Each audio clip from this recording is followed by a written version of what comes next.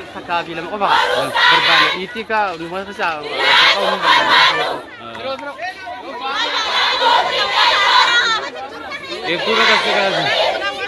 एक दो बजे से गाड़ी को